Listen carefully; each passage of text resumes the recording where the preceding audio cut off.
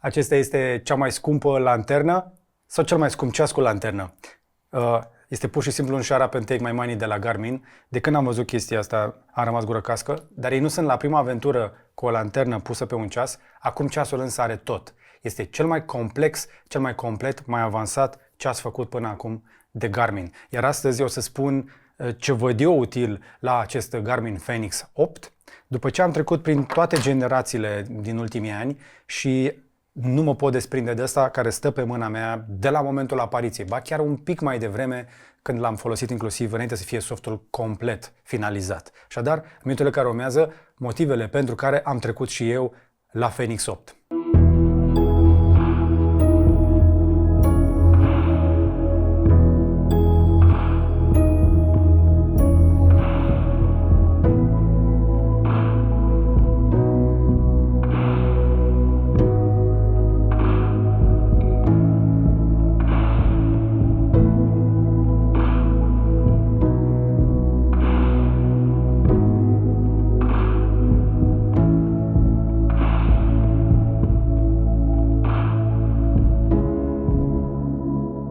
Dar pe masă nu am astăzi doar Fenix 8, l-am și pe Enduro 3, pe care o să-l menționez însă foarte rapid.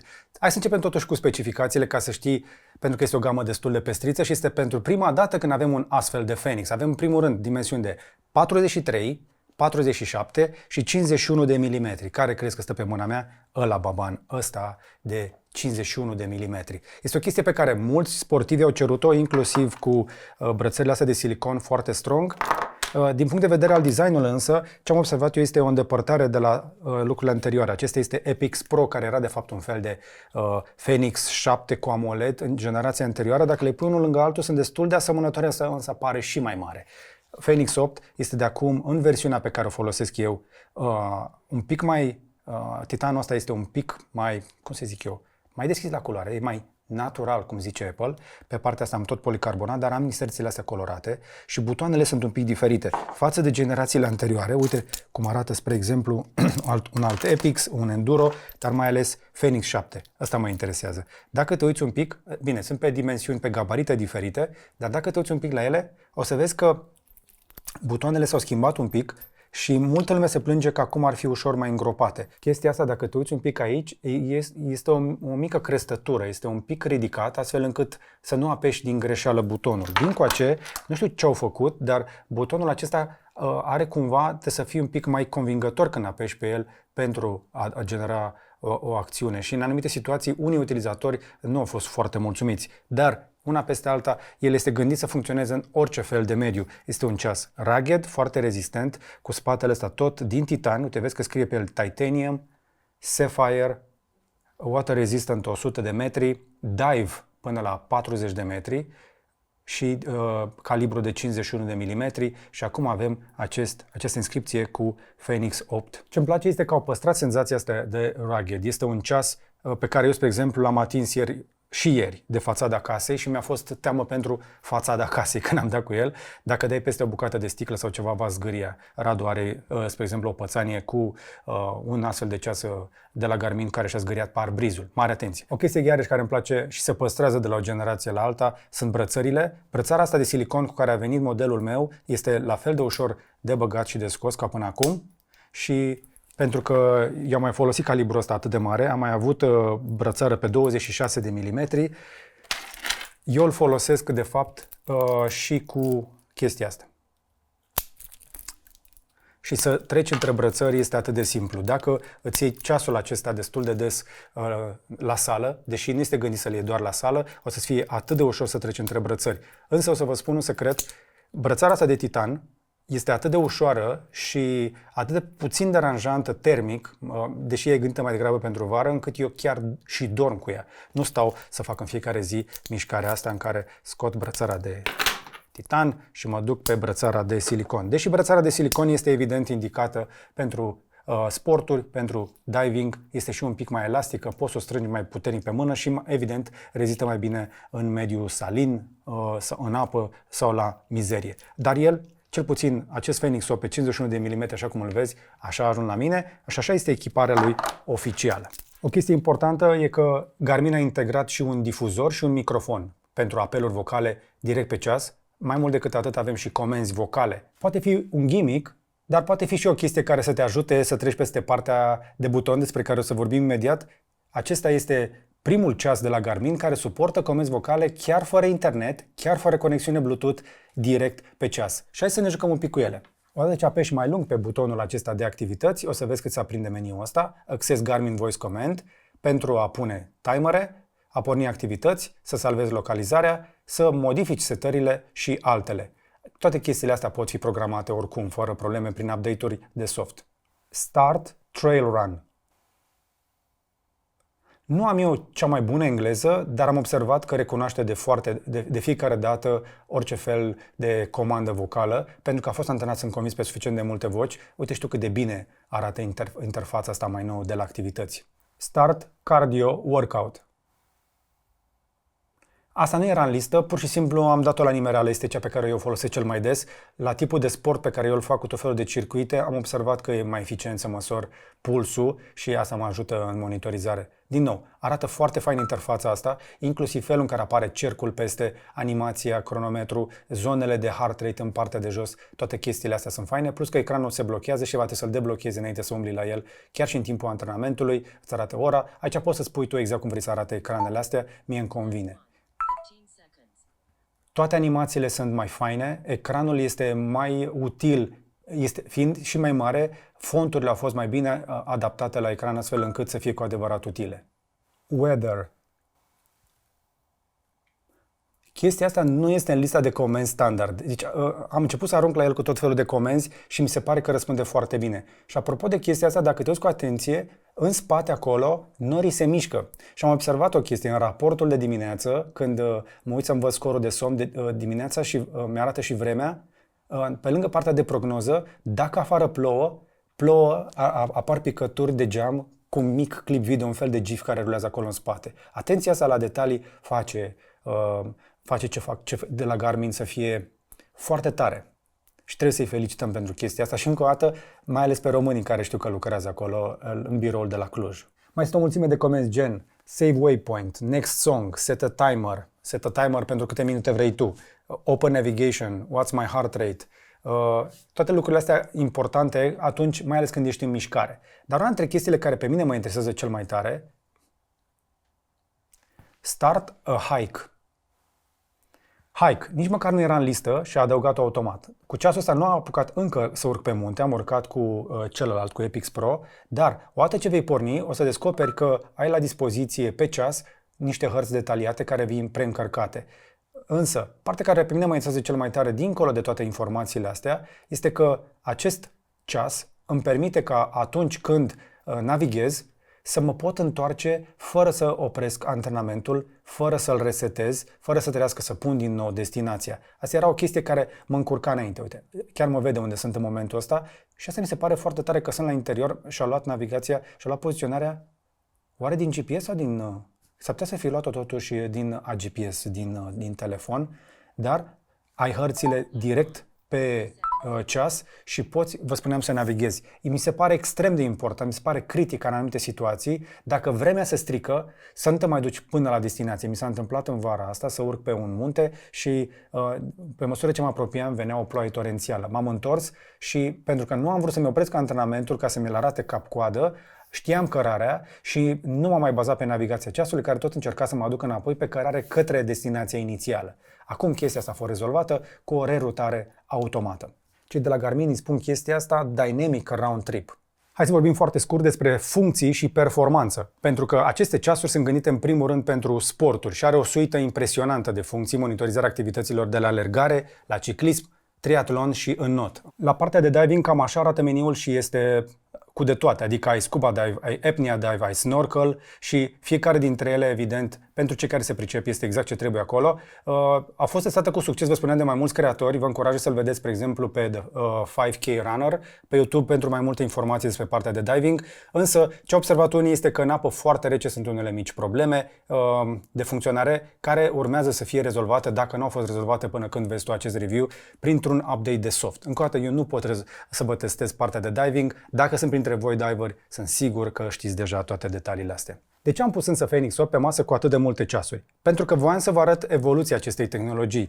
Acest ceas, pentru prima dată, pe un Phoenix, pe care scrie doar Phoenix 8, vine cu ecran AMOLED și este un ecran superb. Este exact ceea ce îmi doream de când am testat pe prima generație acest Epix, un astfel de ecran. Acesta a fost ceasul meu cel puțin un an până când a venit Epix Pro. Încă de atunci eram convins că cei de la Garmin puteau să facă un Phoenix cu ecran AMOLED, dar nu au fost suficient de sigur pe această tehnologie, mai ales că de la aceste ceasuri se cere foarte mult. Însă, în esență, și Epix-urile erau tot niște Phoenix-uri. Acum, după ce am trecut prin primul Epix, apoi prin Epix Pro, am ajuns în sfârșit la Phoenix 8. Practic, cam aceasta este succesiunea. Dar dacă te duci un pic și mai în spate, nu sunt acestea primele ceasuri cu AMOLED de la Garmin, mai avem acest Venue, care mie mi-a plăcut iarăși foarte tare. Este un ceas mai degrabă de oraș, de zi cu zi, care are aceiași senzori foarte buni, dar nu este atât de rugged și nu este evident gândit pentru diving, deși are și el activități de not, dacă asta îți dorești. Este ceva mai finuț, dar aceiași conectori, același senzor, cam același software, cu unele diferențe. Software-ul de pe Venue mi se pare un pic mai prietenos pentru cei care vor mai degrabă informații într-un mod ăsta cu glensuri decât cu software-ul de la Garmin. Felul în care fac software cei de la Garmin este destul de sofisticat. Sunt atât de multe ceasuri cu atât de multe funcții diferite, ba chiar au un fel de sisteme de operare diferite între aceste Venue și gama Phoenix, dar și Enduro. Pentru cei care își doresc însă în continuare un ceas cu autonomie maximă sau poate nu sunt atât de pasionați de ecrane atât de colorate și de luminoase, avem în continuare aceste ecrane cu tehnologie MIP, adică ceea ce ai văzut pe Phoenix 7, avem acum pe Enduro 3, care Enduro 3 Solar este tot un fel de Phoenix 8, dar acum, practic, acesta este pivotul, să zicem așa, este o versiune alternativă la Phoenix, în loc AMOLED-ul să fie alternativa, acum ecranele de genul ăsta mai puțin luminoase sunt alternativa, dar în continuare aceleași funcții, inclusiv lanterna asta care poate fi pe toate modelele pe care au pus-o, și pe alb și pe roșu, astfel încât să poți să o folosești noaptea. Eu o folosesc pe roșu prin casă. Un astfel de ecran atât de frumos și atât de colorat va pune un impact destul de puternic asupra bateriei. O să vă spun însă un secret, de când a ajuns la mine în ultimele săptămâni, eu l-am încărcat o singură dată. Sunt în al doilea ciclu de încărcare, după ce l-am folosit prima dată mai mult de vreo 12 zile. Autonomia este promisă până la 29 de zile, dar în mod realist vei obține între 10 și 14 zile și din testele mele. Încă o dată, depinde foarte mult cât de des vei folosi funcțiile avansate, dar mai ales partea de GPS. Partea de puls și de monitorizarea somnului e importantă, dar nu consumă chiar atât de mult pe cât crezi. GPS-ul rămâne în continuare hămesit, nu doar ecranul. Vei observa și pe parcursul filmării mele că ecranul va tinde de cele mai multe ori să se ducă în acest Always On Display. Cam așa. Adică o să-ți mai arate niște informații pe scurt, pe un ecran cu intensitate redusă, dar la prima mișcare o să se aprindă. Să zicem că l-ai ridicat și vrei să vezi ora, o să-ți apară așa. Eu am ales inclusiv pe fața asta ceva care să se potrivească cu brățara, dar și la fețe, știi, deja poți să le schimbi foarte bine. Diferența însă este că pe Enduro vei avea și partea de încărcare solară. Dacă te uiți de jur împrejur, în jurul ecranului este un fel de bandă neagră, acolo e celula fotovoltaică. Uite, o vezi? E cam pe aici așa. Și chestia asta este responsabilă cu încărcarea. La cât de puțin consumă ceasul, vei avea mai multă autonomie cu o singură condiție, să stai suficient de multă vreme afară. Acest ceas este gândit pentru cei care petrec foarte mult timp afară, pentru că vizibilitatea lui nu este atât de bună la interior, ci mai degrabă în lumina soarelui. Eu, spre exemplu, că mă uit aici în reflexia lămpii mele de sus, nu am nevoie de retroiluminare. Dacă aș apăsa să-l aprind, da, aș vedea poate ceva mai luminos, dar în realitate afară este ca la ceasurile cu LCD. Pur și simplu se vede mai clar prin contrastul față de lumina din exterior. Dar aceleași funcții, touch, ecran solar, foarte rezistent, mi se pare mie că parcă este o idee și mai ușor. Este un pic mai puțin titan, spre exemplu, aici la partea de fixare pe margine. Aici este mai mult policarbonat, din acesta super rezistent, super dur. Uite, aici am inclusiv titan care vine cu protecția asta aici. Phoenix-ul încearcă să rămână soluția, să zicem așa, ultra premium, dar pe Enduro 3 cred că vei avea un fel de esență de Phoenix 8 cu cele mai importante funcții pentru sporturi, minus ecranul luminos, minus un pic de titan de care nu ai neapărat nevoie. Ceasul acesta ar putea să fie cel puțin la fel de competent, fără niciun pic de titan, pentru că cu cât e mai ușor, cu atât e și mai rezistent la șocuri. Titanul, da, îl va proteja mai degrabă de impact în zona asta, dar uite-te cât de puțin este. Pe spate nu are, iar pe față are doar o piesă care vine în jurul ecranului.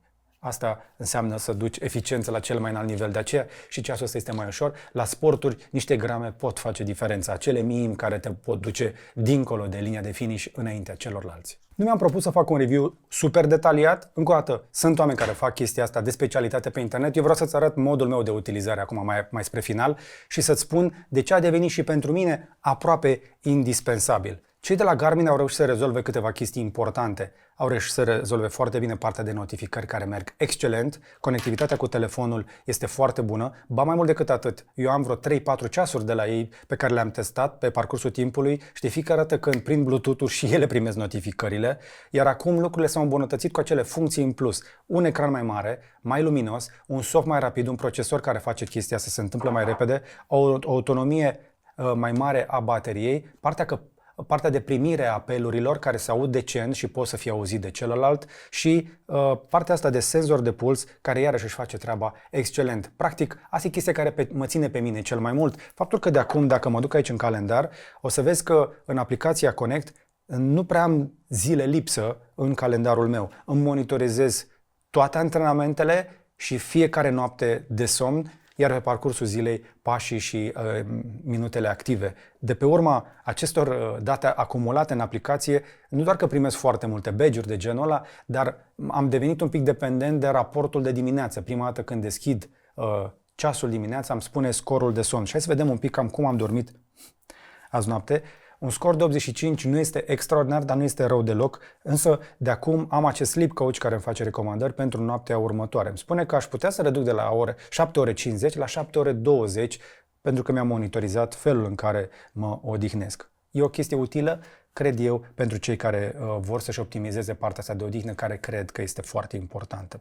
În plus, am aici inclusiv partea de puls, acum l-am scos pentru filmare, dar ca să vezi un pic în spate cam cum arată istoricul, îți monitorizează inclusiv partea de resting heart rate, ca să știi cum arată pulsul atunci când te odihnești. O altă chestie interesantă pe care am observat-o este că ceasul ori este păcălit, ori calculează perioada aia de relaxare înainte de mersul la odihnă ca fiind somn. Mie mi-arată că m-aș fi culcat la ora 20:08. Sincer, n-am ajuns în pat decât vreo 45 de minute mai târziu, dar eram deja relaxat pe canapea și eram semi-adormit.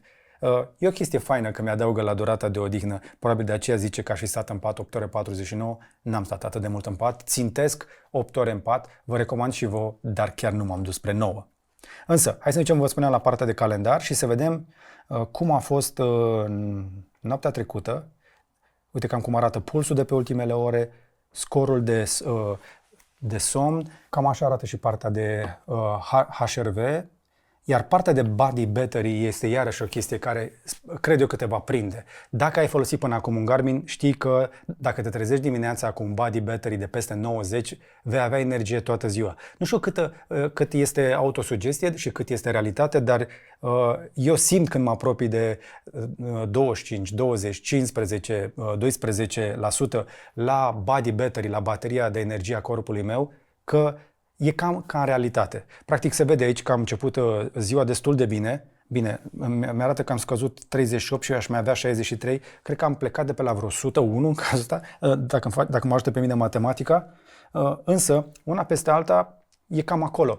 Face chestia asta destul de bine și, din nou, poate că n-ai tu nevoie de monitorizarea asta și nici nu cred că ar trebui să creeze dependență, dar este o măsură destul de apropiată de realitate din experiența mea. Partea de stres nu mă uit foarte des acolo, mă vede puțin stresat pentru că sunt în fața camerei și lucrez, iar la partea de pași, evident, te ajută să ții pasul. Ia uite, spre exemplu, cum mi-arată istoricul meu, ba chiar mă pot duce în spate pe un istoric pe un an la toate capitolele de care ți-am zis ceva mai devreme. Astea sunt lucrurile de bază, dar cu tot acest istoric acumulat aici, am o teorie că voi putea să antrenez un mic model de inteligență artificială. Poate îl face Garmin, dar cu atât de multe informații acumulate pe parcursul ultimilor ani, eu cred că pot avea și un model de sănătate pe baza acestor informații. Asta este chestia care mă interesează pe mine cel mai mult și iarăși o chestie utilă este faptul că nu trebuie să ajung atât de des la priză. Asta e unul din motivele pentru care cablul din cutie este una dintre chestiile care se pierd cel mai des și cel mai ușor. De ce? Pentru că ajungi să-ți încarci, vă spuneam, un astfel de ceas undeva la între 10 și 14 zile, iar cablul ăsta nu este exagerat de ieftin. Cei de la Garmin îl vând destul de scump, așa că ai mare grijă unde îl ții, pentru că văd o corelare directă între de cât de rar îți încarci un gadget și cât de ușor este să pierzi cablul de încărcare. Înainte de final, hai să recapitulăm care sunt diferențele cele mai importante între Enduro 3 și Fenix 8. Amândouă sunt gândite pentru performanță. Ăsta este considerat un rugged performance și ăsta este un ultra. Este pentru cei care, vă spuneam, duc sportul la extrem. Dar diferența cea mai importantă este tehnologia de ecran. Aici avem MIP versus MIP cu AMOLED. Avem mai multe versiuni, sau cu MIP sau cu AMOLED. Pe Enduro 3 avem cea mai bună încărcare solară pentru că avem cea mai mare celulă pusă până acum pe un ceas. Și pe Fenix 8 ar trebui să existe încărcare solară pe versiunea MIP. La partea de baterie, evident că o să fie bună aici, dar o să fie cea mai bună dincoace, din motivele astea de diferență de tehnologie de ecran. Iar la partea de diving, e bine, Enduro 3 poate fi dus până la 100 de metri, dar nu este gândit pentru diving. Dimpotrivă, Fenix 8 este gândit să faci diving până la 40 de metri. O altă diferență importantă este că microfon și difuzor ai doar pe Fenix 8, așadar asta îl face și un pic mai urban așa pentru toată ziua. Iar la capitolul greutății, este exact cum spuneam, ăsta pleacă de la 57 de grame, în varianta mai mare ajunge la 63 de grame, ambele fără brățară, ăsta plecă de la 68 și ajunge la 95 de grame, din nou, fără brățară. Pe Enduro 3 avem un singur calibru, 51 de mm, dincoace avem și 43 și 47 pe lângă. Sunt o mulțime de modele, dar sunt sigur că dacă îți cauți un astfel de ceas, vei găsi modelul potrivit pentru sportul tău, pentru că sunt prea multe. În momentul ăsta Garmin face enorm de multe variante, dar acestea sunt versiunea de top și am vrut să ți le spun din perspectiva cuiva care le folosește și la ceva sport, dar mai ales în viața de zi cu zi. Acest Fenix 8 este un înlocuitor excelent de smartwatch, dar rămâne un ceas foarte, foarte bun, mai ales pentru sporturi, dar și monitorizarea sănătății. Sunt fan al acestei game și îl folosesc constant. Nu m-a plătit Garmin să vă spun chestia asta, pur și simplu îmi place acest ceas. Dar mă mai uit și la alte modele, pentru că există unele funcții foarte avansate de sănătate care nu sunt pe un astfel de ceas, cum ar fi tensiunea arterială pe care o testez pe un alt model. Dar până nu o să ai nevoie de un holter, deocamdată ești bine și cu astfel de ceasuri. Cam atât însă despre Fenix 8 și fratele lui de ultra Enduro 3. Încă o dată, nu este un review foarte detaliat, mai sunt și alte clipuri pe internet, o să-ți las câteva referințe din ce am mai văzut și eu mai jos în descriere. Acestea sunt impresiile unui utilizator de zi cu zi și cu ceva sport. Dar aștept și impresiile voastre mai jos la comentarii. Pentru prețuri, vă încurajez să vă duceți pe site-ul producătorului. Ceasurile astea nu sunt ieftine, dar deja asta o știți foarte bine. Prețurile variază însă atât de mult încât mi-e și teamă să mă apuc să le menționez. Nu sunt pentru oricine, sunt ceasuri premium. Pentru ceasuri mult mai accesibile mai avem review-uri pe acest canal. Există ceasuri competente de zi cu zi care pot fi și mult sub jumătate de preț, dar nu se pot lăuda cu cea mai înaltă poziție în preferințele sportivilor, mai ales de ultra. Dă un like dacă ți-a plăcut, un share să vadă și prietenii și un subscribe dacă n-ai făcut-o deja și până data viitoare să vă fie numai bine!